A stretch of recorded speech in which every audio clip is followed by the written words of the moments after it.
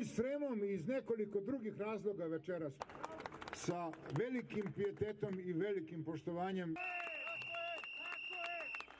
Da nam se sloboda ne daje teme, da prestane njegovo svojatanje Kosova. Da li hoćete da živite u državi u kojoj se predsjednik države toliko retko sreće sa istinom da kad se sretnu ne prepoznaju se?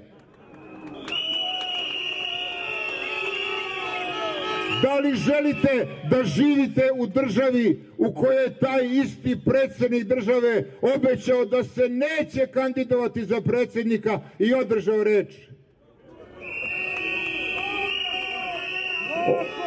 Održao je reč i da će biti zimska olimpijada u Somboru. Eno završavaju dve skakonice, veliku i malu.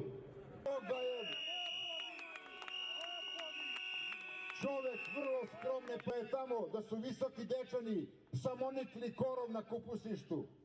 Kosovo je stvar srpskog identiteta i o njemu protesti mogu ugasiti. Ne mogu se ugasiti. Trpljivi još 2 meseca, a onda ćete videti.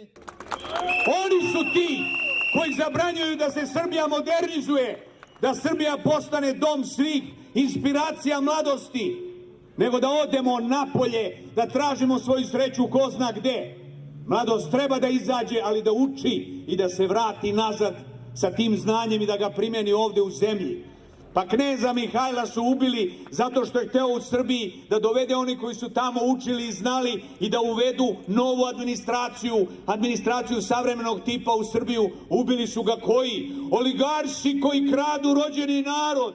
Oni koji su povezali politiku sa parama i koji neprekidno gledaju kako da nas opljačkaju. Njihove velike ideje o patriotizmu, njihove velike ideje o tome da su oni veliki Srbi i oni pravi.